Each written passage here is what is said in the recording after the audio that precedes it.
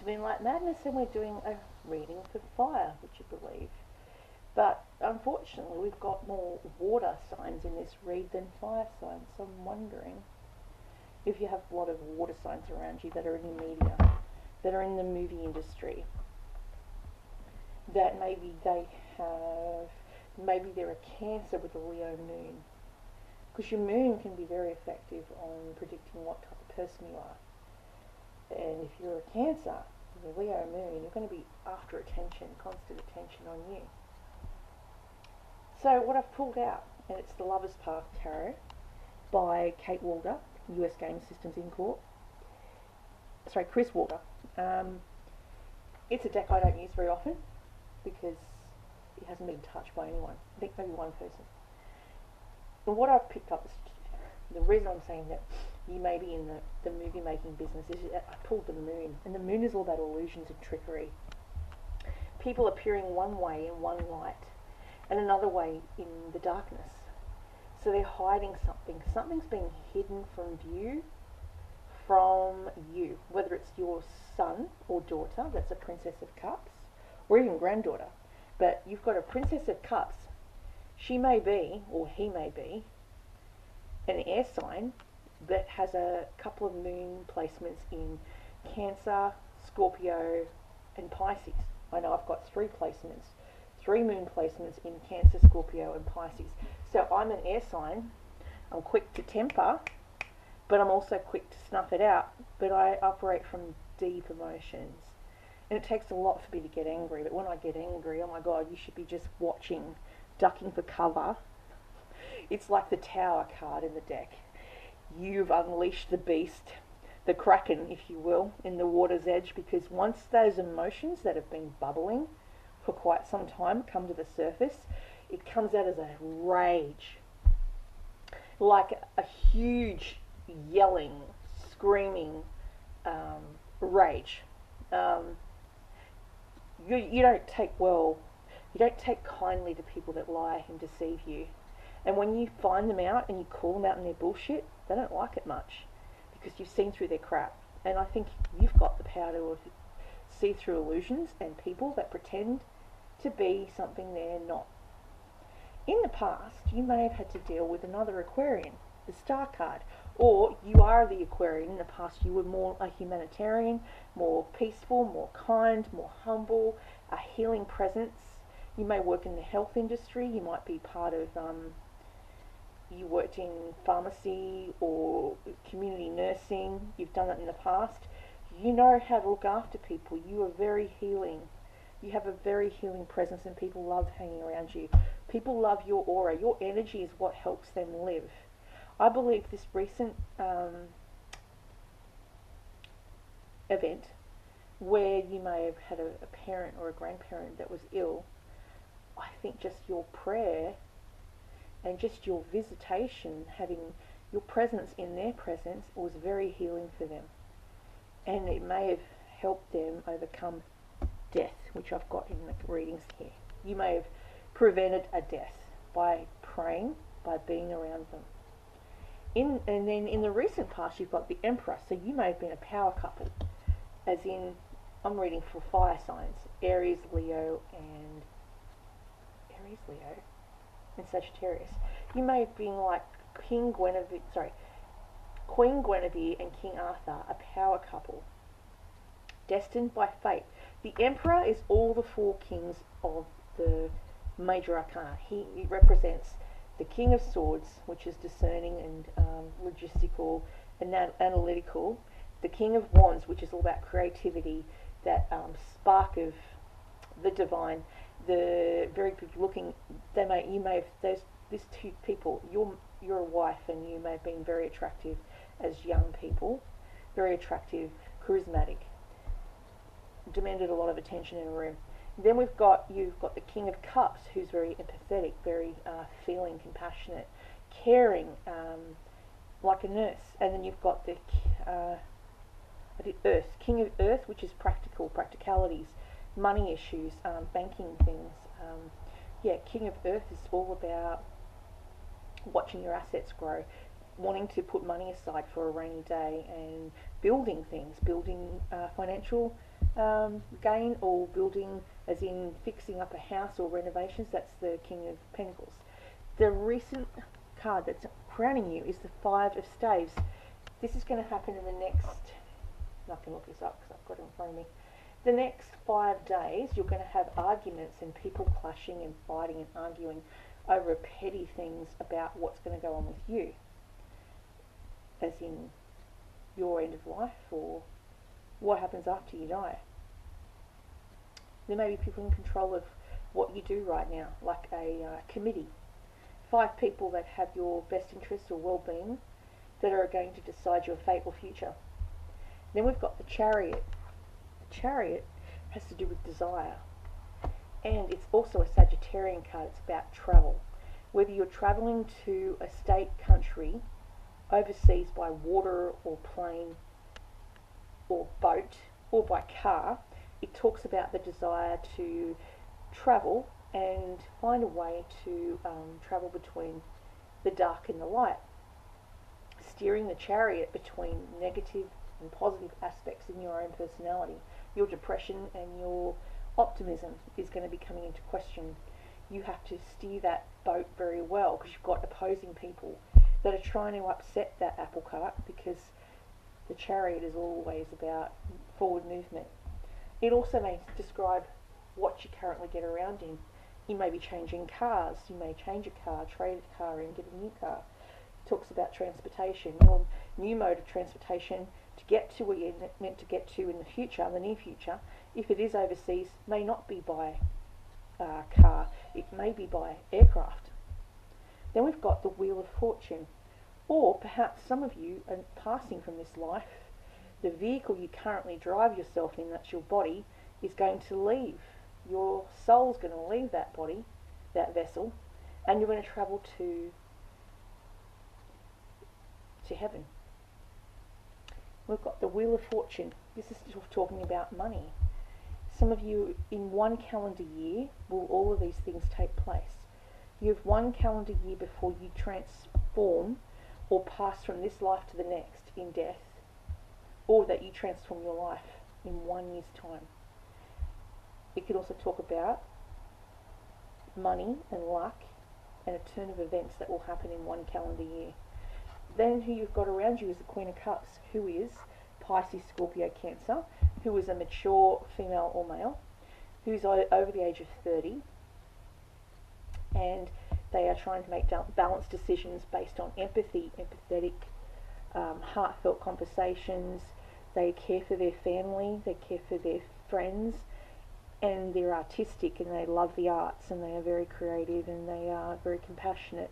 They could work in the health industry as well, or the psychological industry. One of these people who is of an age of over the age of 30, who's a mature male or female, as in Pisces, Scorpio, or Pisces, Scorpio, or Cancer, could be definitely a Scorpio, because we've got the Death card, and the Death card talks about Scorpio and transformation, and death is also leaving the planet, choosing how you're going to pass from the earth. Then we have the Prince of Cups, which is, again, the male version of the Princess of Cups that was crossing your path, that was in the media or in movies, or people that are actors or producers or working in the film industry. We've got the Prince of Cups, who is the sweetheart, who is the,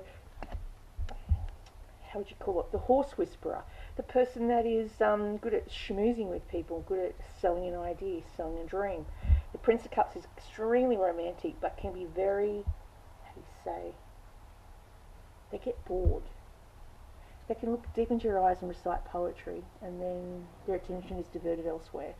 They can't keep it in their pants, so to speak, in GP, general purpose level. They like to schmooze. They're good salespeople until the next conquest comes along. So they could find it hard to stay with one partner. They could be bisexual. They could have many partners and choose to stay with one. It's talking about the Prince of Cups, who is a poet who can write and tell you beautiful, sweet nothings into your ear and then pass you along for another person. This Prince of Cups is a sweetheart, a romantic person, very romantic. but their emotions are very raw. It's like they've got a heart made of glass. So it's like handle with care, fragile contents. That's who you're going to be with in the future. They may have had things given to them on a silver platter. I don't think they've had to work very hard to get where they are. They may be from a very wealthy background. And maybe they're putting you through a couple of tests to see what you do with money and status and wealth. And they want to know if you're a gold digger because they've amassed a fortune. And they're Scorpions, it's all about life and death, and they want to know that you're going to be around when shit hits the fan. And they want to know if you're going to be around to fight for them and fight for the union. Because there's a lot of suitors that are being presently offered up to them. They have, they have the picking. You could be the litter of the picking. You could be the pick of the litter. But nonetheless, they have a lot of opportunities to find someone because they are so magnetic, so good looking, so handsome, so beautiful, that they draw in all the eyes of the people around them. You could say that they're kind of scared to draw that attention in.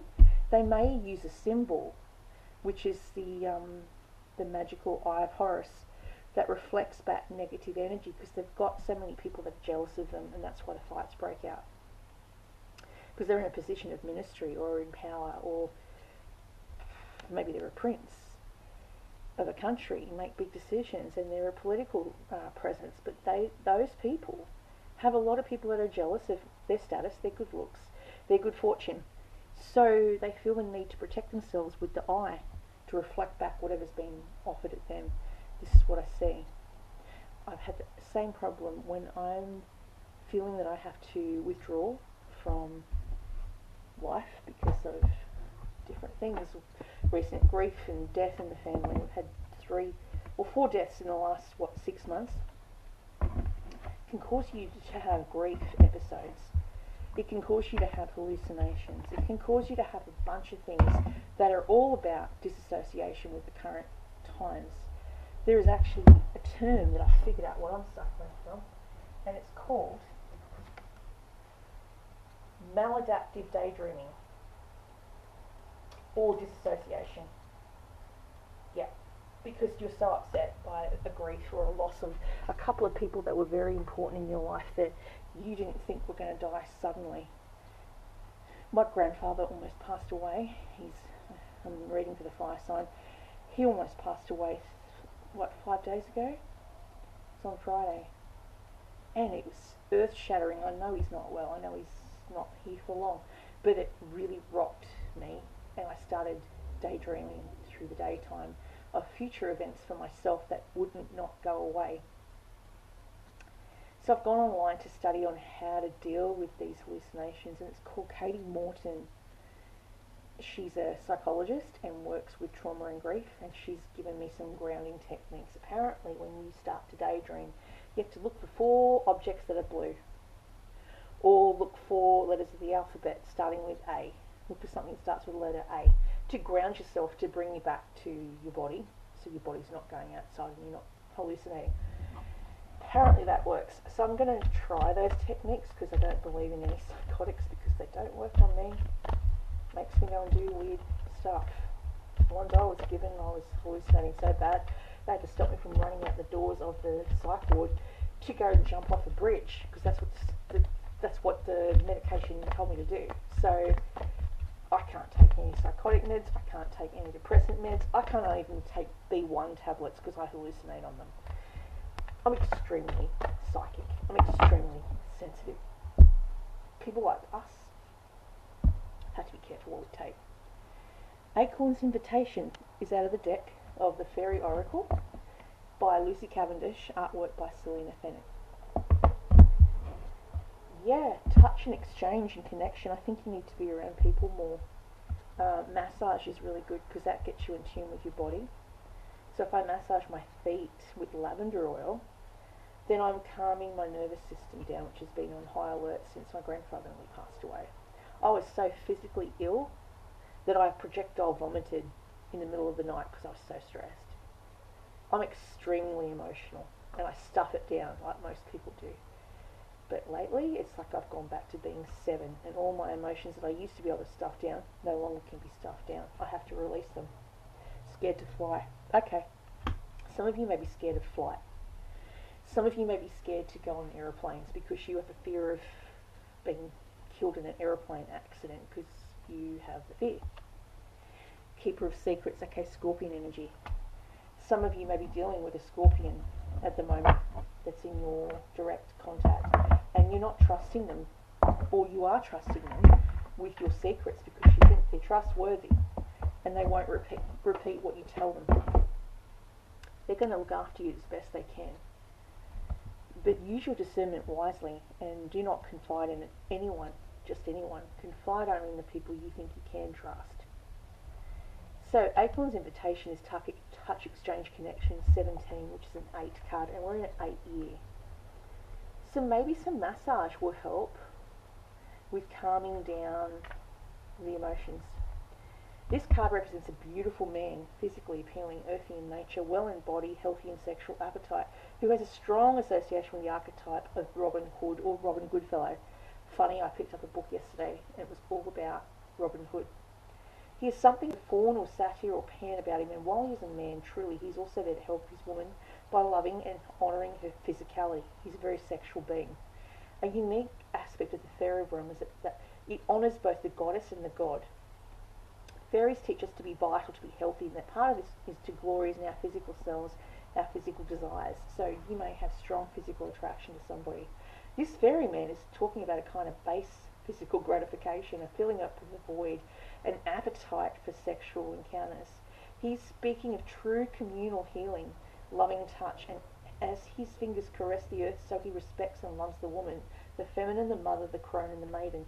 He reminds us that when we teach or touch something, we are in communication with it. We are at one with it. Touch is an energy communion and an exchange between two or more people or beings. No one can touch and be left unchanged.